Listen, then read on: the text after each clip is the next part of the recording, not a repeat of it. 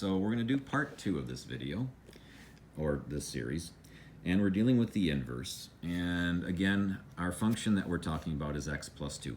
Please note, domain on that's all real numbers, and the inverse that we're going to get is going to be done this way, and I think I did it in the last video as well. But you say, let's deal with y rather than f of x. It's easier to write, less clunky. So we solve for the other variable. In other words, we solve for the x. We bring the 2 over by subtracting. So we have y minus 2 equals x. Now, this is the part where you are flipping the graph around the line y equals x, effectively. And it now loses real-world application. But we need to do this to be able to determine if it actually is the inverse. So x minus 2 is equal to y. So the x becomes the y becomes the x. And that actually comes from the idea here, that if 4, 2 is on the function, 2, 4 is on the inverse. And again, remember that f to that negative 1 stands for f inverse. That's not actually an exponent, it's a label.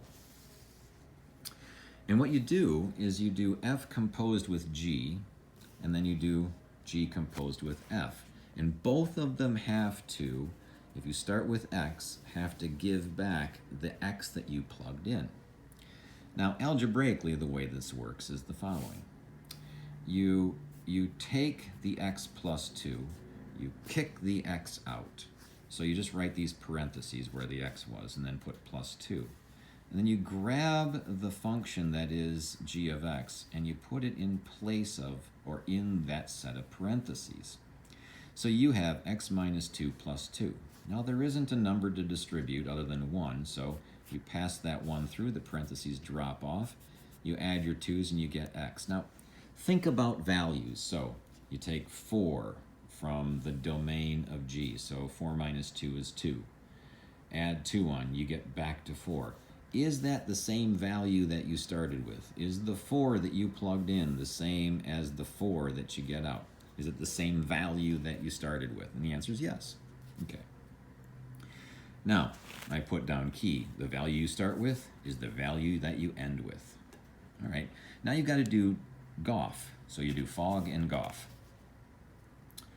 Now, Goff, not a formal word by any means, but sounds like the sport. You take your function g, and where the x is, you give that the boot, and you put in your parentheses. Now you take your f function, put it there, and you now have x plus 2 minus 2, and the x plus 2 is in the set of parentheses. There's a 1 on the outside, distribute the 1, so you now have x plus 2 minus 2, and you get your x.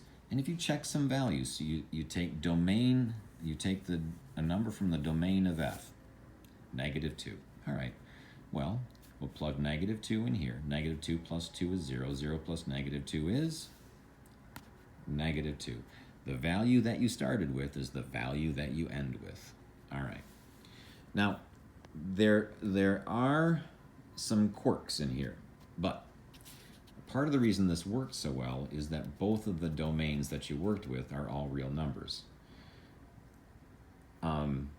If we have something, and I'm going to travel up here, and we're looking at f of x being the square root of x, so the square root of x is this top line here. The inverse of it is x squared. So first of all, if I draw this function, it is a function, passes the vertical line test, but it also passes the horizontal line test, so it's 1 to 1. Now, I need to look at the inverse as x squared. But x squared actually starts way over here and comes down, and then it picks up over here. But the problem is if I draw this half of it, I violate the 1 to 1 idea. So I have to restrict my domain. So I say, oh, I'm only allowed to have x being greater than or equal to 0 when I'm talking about x squared. And then it behaves nice. I'm going to do something real quick, and just give me a second. I'm going to set down the phone. So if I take the square root of x squared, and I say my domain is all real numbers, then what comes out is not x. It has to be the absolute value of x. See, all real numbers is not greater than or equal to 0. So if I pick a -2, -2 squared is 4, and then the square root of 4, well, that's 2. That is the absolute value of -2.